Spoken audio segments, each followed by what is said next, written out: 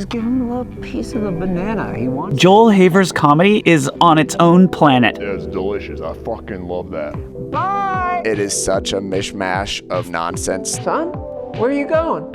I'm out of here, Dad. I gotta go. He's a prolific filmmaker and sketch comedy creator who's been on YouTube for ages, but we're having him on the show now because last year he made a new feature film every month. 12 feature-length films in 12 months. Which I think it's fair to say there's very few people in the world who have ever done that. Making 12 movies in a year was the sort of chaotic challenge I needed. It is the most creatively fulfilling thing I possibly could have done. And by the way, one of those films was a 2-hour stop motion film, and another one had a 4-minute and 28-second one-shot. I can only think of one way to be that prolific, and it's kind of just by winging it. I just say, hey, we're filming today. Nice. And we're finding the scene. Do you have an arc? Do you know the story? No. You don't know the story. I find the ending as I go. Joel's unique approach to filmmaking is rooted in his radically independent spirit. The second you bring a light onto a set, you add 5 hours. 100% of the time would rather have an imperfect film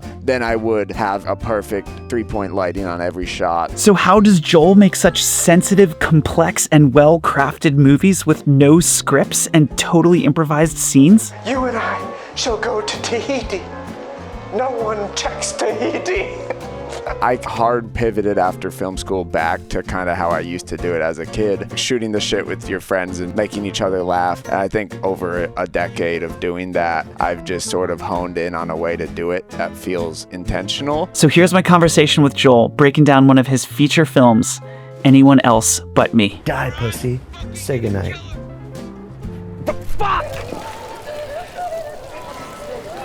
Joel, Hey, thanks for being here. thank you for having me. You made 12 films last year, and today we're going to watch one of them.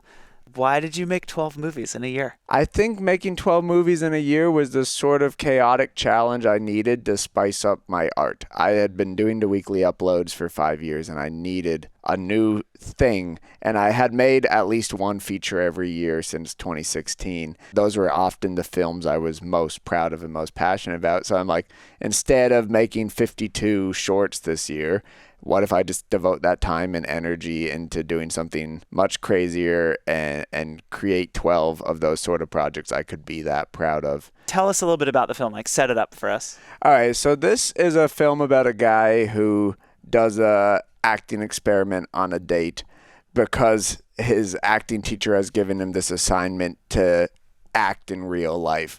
My friend Blake, the redhead guy, was the main character. He's such a talented, funny actor. I'm Dallin Vaush. What spirals is a kidnapping plot because he pretends to be like a rich billionaire on a date and these sketchy guys overhear him.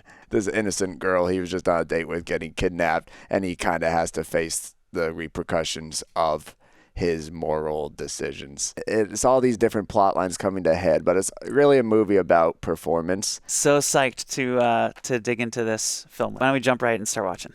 Darren? Yeah.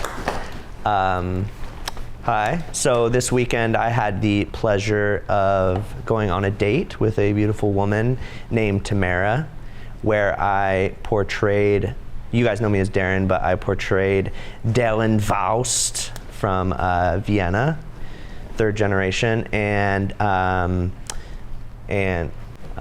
what? Beatrice, really? It's fucked up that you went on a date.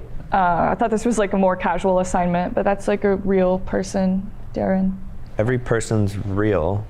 No, I agree with Beatrice. Like, I did mine to an Uber driver, you know. Levi did it for Panera Okay, cashier. the Uber driver could have crashed and killed everybody. Okay, but the Uber driver wasn't romantically interested in me. It's Yeah. not really the same. You don't know that. Like, that's fucking insane to do that on a date. Okay, you went to a garage sale and asked for socks over and over and over. It's weird. And I paid for the socks. I said, No one buys I'm socks at Claire, garage sales. and I'd like to buy the socks. God, it's so funny. First of all the performers are so good. This guy is amazing. He's so dry and dull. Yeah, Ron Lynch, yeah. I mean, incredible. Yeah, he's sort of a comedic legend in like the LA live performance scene. I actually found him through Blake because Blake is a big live performer and he's done Ron's show a couple times. So I was like, you think I could get Ron? None of your work feels scripted, and yet it's so planned. How are you achieving that?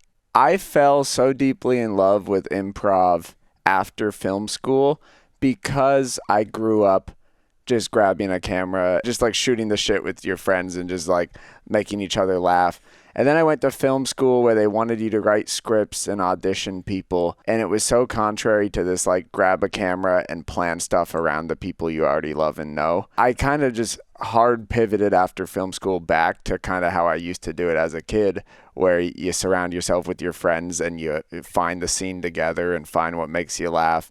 And I think over a decade of doing that, I've just sort of honed in on a way to do it that feels incredibly intentional. My films verge on pretty dramatic sometimes, but maybe in the case of like a group scene like this, we're usually looking for the laughs. And I think like even like things like her raising her hand, like that's something that she came up with. And then you just run the scene from there.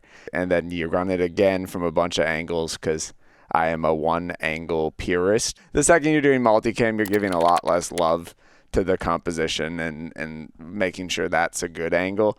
So it is this weird conundrum where you are improvising, but you're also having to execute what you improvise because you're doing all these different angles and remembering what's good. And sometimes you'll get the reverse shot and then they'll say another thing you really love and you're like, shit, I have to go back to the other reverse shot and get that line back into it. So it's just messier, and that's part of it. It's like it's messier, but it's so much faster too. I think that's like the misconception is like not planning will make your thing take longer, whereas in my experience in filmmaking, over planning is what results in those 14-hour days of people sitting on their hands. So is there a script? How much do the actors have when they go into the scene? It is the polar opposite of what somebody who maybe has traditional acting experience would have, because I just say, hey, we're filming today, show up, and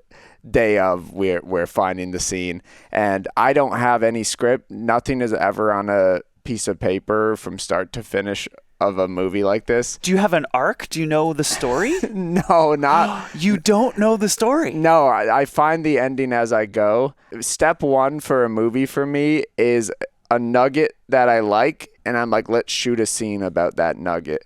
And what I liked in this movie, my friend Blake, the redhead guy, he's like a very talented performer and actor, and I'm like, I always want to see him in a lead role in a movie, so let's just make that movie myself, because it's impossible to land a lead role in the funneled industry. And then I really like this idea of him going on a date and in character. Nathan Fielder does a lot of that. You're a lawyer, don't you read things before you sign I them? do read things. I try to read things. Well, you signed it, so I guess you can get that back. I'm not going to give it back because I'm going to put it in my pocket.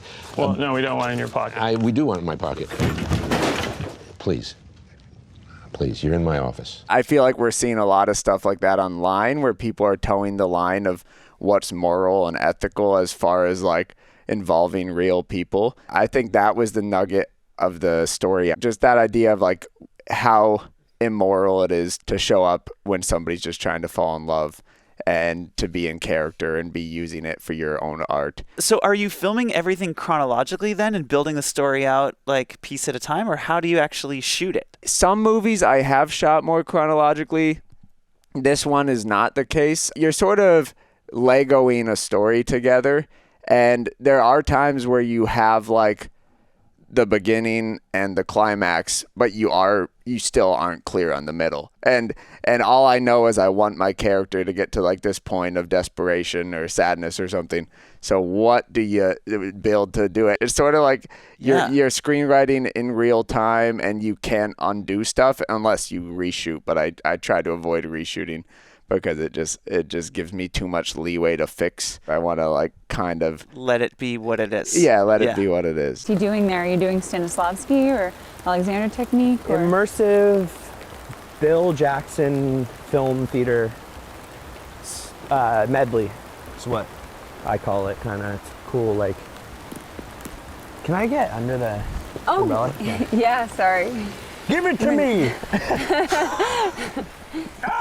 Man, he's so funny. What's up with you? He's so Oh, I haven't told you. What? Oh my gosh, no, it's really good. I just got back from Sundance. No way. Yeah, I have this short film that's been doing the festival circuit, and it's been doing really well. So Wow. like one day you're just like typing away a little script, and then the next day Emerald Fennell is calling to get coffee. It's like He sounds cool. she's really sweet. Oh, who is it? Emerald Fennell? Nice.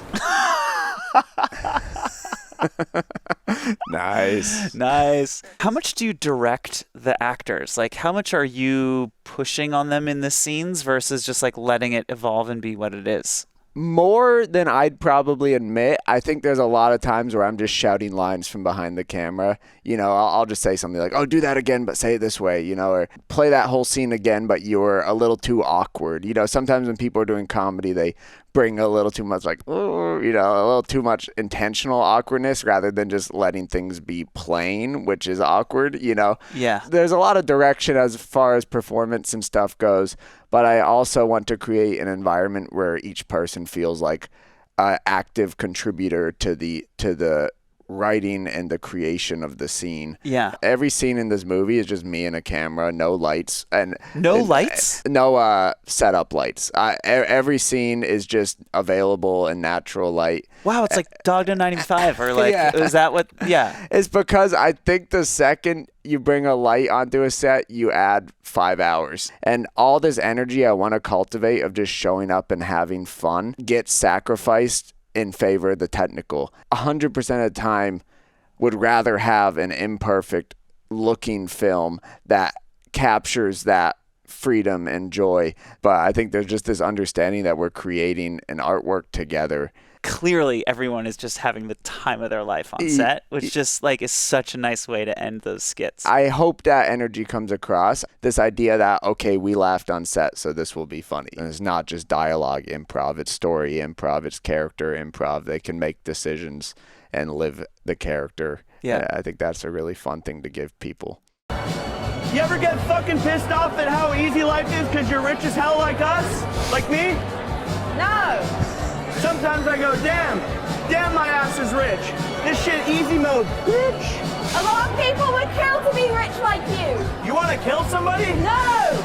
A lot of people would kill to be rich like you. Oh, okay.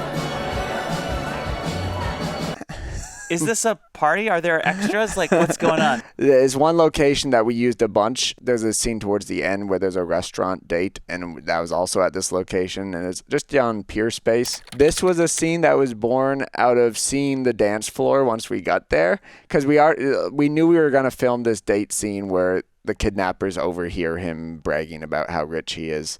And we knew we were going to film that at this location, and then we saw the dance floor, and we're like, oh, this would be a funny thing to capture. So when you were filming this scene, though, you did know that she was going to be kidnapped. Yeah. Okay, so you have pieces of an arc in mind. I have pieces of an arc in mind.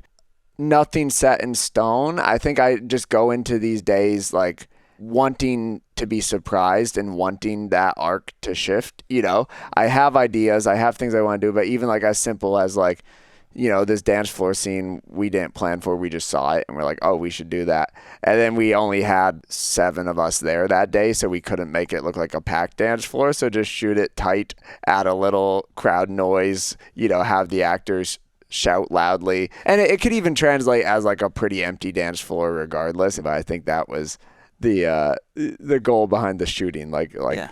Populate the shots where we can, which is not much, but like, you know, I throw them in the background, which is important to the story because they wind up kidnapping them. You kind of watch the work and you cringe at the characters a little bit and the decisions. Like it's like in some cases like hard to watch. Obviously it's hilarious, but it's like they're doing things that are borderline. And on YouTube a lot of the time, everybody's and in social media in general, everybody's trying to project this really likable image of themselves. And so when we see something on YouTube where it's like people that are hard to like, it's really jarring and stirring. And your films like capture that beautifully. Yeah, and I definitely see that in some of the reviews, like this movie or any of my other movies. Sometimes people are like, I could not connect to the character because he was so like hard to root for. And I think that is like also sort of a projecting of ourselves, because I think oftentimes we worry that we're hard to like,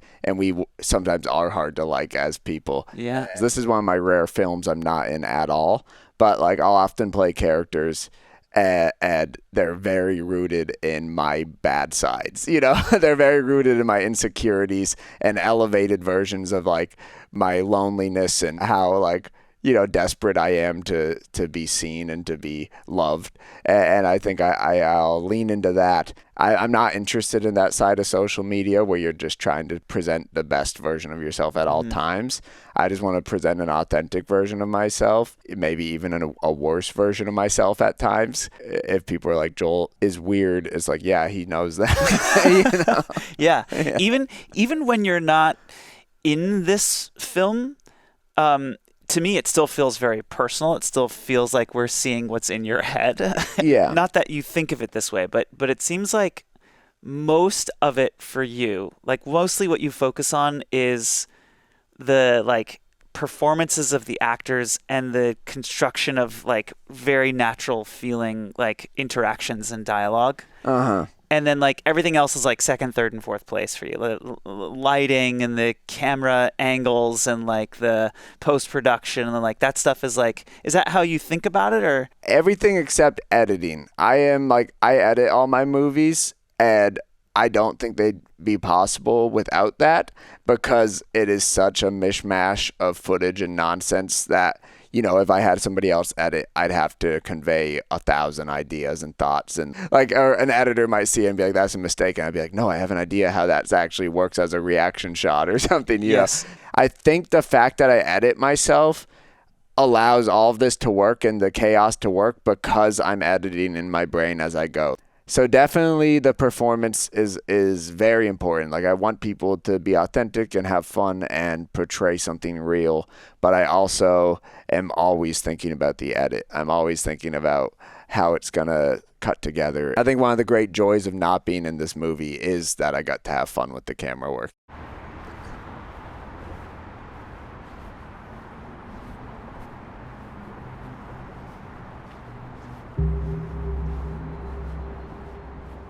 And then I had my friend do music for it.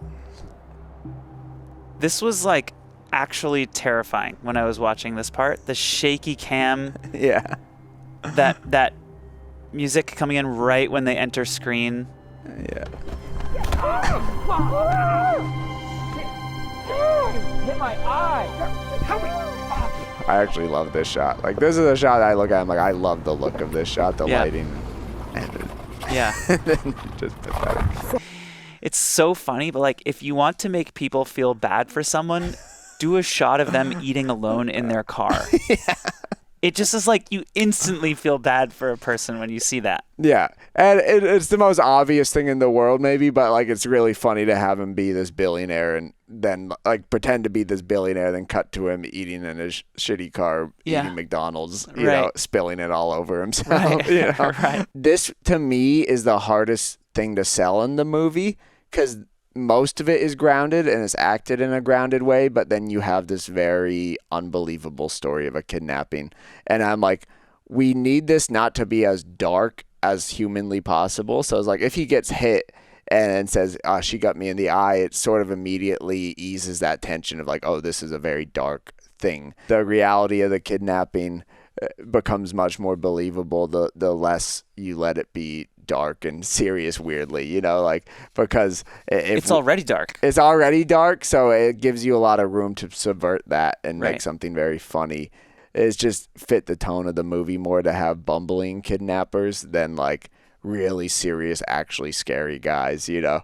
You're filming this. You've got camera. Yeah. Did you add a lot of shake on purpose to kind of make it feel... I didn't add shake. I'm just hand holding it. And walking. And walking. Yeah. And if you're walking backwards, it's going to be shaky, and I kind of am aware of that. Yeah. But I have a weird pet peeve, like, as a filmmaker. I don't really like the look of super smooth Steadicam, especially the vertical motion on a Steadicam. It feels very mechanical, and I'm 100% of the time gonna prefer shaky handheld with a little life, because I feel like my films are so imperfect as is that like that imperfection complements it a lot more than like something that feels very polished. Somebody once told me that my films feel like you're simultaneously watching a movie and being let in on the joy of making that movie. Right. And that's a really important energy for me to capture. And I don't need $1,000 piece of equipment to do that shot. Yeah. I could do it on my phone. And I think that accessibility is very important to me. Awesome. Yeah. Hey, Samantha. Hey, Samantha, it's Dustin. Hey, Samantha, it's Dustin. Hey, Samantha. Hey, Samantha, it's Dustin. Just hopped off a really big call. Looks like the investments went through. $5 million, the one I was talking your ear off about. How's that feel to know a millionaire that just became a millionaire 5 times in the past 5 minutes? Anyway, want to go on a really, really nice date tonight? I'll pencil you into my sketch. Shut the fuck up. Man, he's so gross. Yeah, he sucks. What also makes this hard to watch is the rehearsing and then performing of this "Hey Samantha" line. Yeah. And I guess just like to throw it out there, what makes that so painful is like sometimes I rehearse stuff. Yeah. And then when you watch somebody else doing what you're doing, you're just like, oh, I just like, not only do I hate this character, I kind of hate myself a little bit watching this, you know? It's like, it's like doubly painful. I do wonder if some people who butt heads with like a character like this are people who lack the self-awareness to see the things they don't like in themselves. I think like what makes me gravitate to characters like this is I'm painfully aware of things like this I do, you know, and I think it allows me the freedom to laugh at myself and judge myself and maybe hope to become a better person through understanding somebody who behaves in a reprehensible or just all around cringy way. You know? Who's this? You wasting my time, buddy? It doesn't fucking matter, all right? Now you listen to me. Oh, I think it does matter. I think I know exactly who it is. I got you pegged, and not in the fun way. Got you pegged in the fact that you are her boyfriend who's getting cheated on by me. D-Riz, D-Million, Dustin. Yeah, I've been making $1 million a day, sometimes every couple minutes. And what have you been doing? Besides probably jacking off on your bed. How's it feel to suck? Die, pussy. Get wrecked. Die, pussy. Say goodnight. Say goodnight. Oh! The fuck! Was that improvised? That scene was all in one shot, so I think we probably did like 12 takes of it, and that's a scene where you are improvising a lot until you get the good takes, and then you're kind of zeroing in on what was working on each of the previous takes. So that was probably one of the last takes. I think Say Goodnight was like unique to that one, and I love Say Goodnight. Yeah. Yeah, it's such a lame thing to say. To watch him being so calloused when you know, as a viewer, you know what's going on and he still doesn't, again, just adds to the pain of the whole thing. Darren! I actually decided I'm gonna be a little bit of a painter myself. No, stop. Yeah, look at me. No, Darren! Stop! Aren't I profound? Look at that. What color will I pick? Isn't that cute? I'm gonna invite all my friends to my fucking art show, and they're all gonna tell me they loved it. There it is, my fucking masterpiece.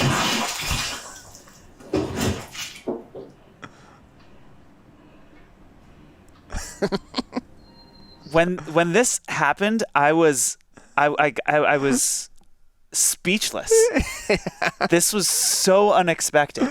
It's brutal because he, like, when he first brings up Amelia, his ex, there's this excitement like, ooh, maybe we'll get back together, who's to say? And it's just this truly worst case scenario where she has made a film about him where she kills him because he's so horrible. And this is her maybe hoping for him to apologize or something because of this film. Is a lack of self-awareness on both their behalfs that he thinks like, oh, everything's hunky-dory, and she thinks like this is a normal way to approach addressing your past with somebody. And it is so painful to watch because it's just like the worst version of yourself being shown to you. You go to places with your work that I think other people don't go to. We're used to feeling those things on Netflix or the movies or when you rent a movie. But the intensity of the feelings I don't usually get on YouTube. I think YouTube rewards passive content in a way that's not bad, but like stuff you could turn on in the background. It's sort of how TV used to be. But I think like intentional stuff on YouTube is what I gravitate towards. I feel like that's a big push of mine to make room on YouTube for the more artistic, personal filmmaking that you would assume you'd see in a theater or assume you'd see on a streaming service. And the platform isn't built for it. The algorithm does not push it. I'm lucky that I sort of catered the side of my fan base that is willing to go wherever I go. This is one of 12 movies that I did last year. And when I announced I was doing 12 movies in 12 months, you know, I had people in my fan base that were like, oh, well, I'm out because I'm only here for the shorts, or well, I'm out, I'm here for the animations. But the people who stuck around, I'm like, those are people who are so willing to follow my crazy ideas that they will resonate with any weird part of my psyche I'm dumping on them. Totally. Because they have proven to be so open-minded. And that's the audience I want to like cultivate the most, and I want to like water that plant the most, even if it means making less money or less like algorithmic content. Yeah, it's a bold thing to do. You're ignoring all of the rules of YouTube, like 100% of them. And I've only been allowed to do that because I kind of played their game for a long time. You know, I spent like 2 to 3 years with like 1,000 subscribers, and I was doing an upload every week, sometimes 3 uploads a week. So this 12 feature idea was running the risk of, and ultimately in ways did shoot myself in the foot, but it is the most creatively fulfilling thing I possibly could have done last year. And I'm proud of that fact that I did take that risk and did go against the algorithm, and maybe someday it'll catch up.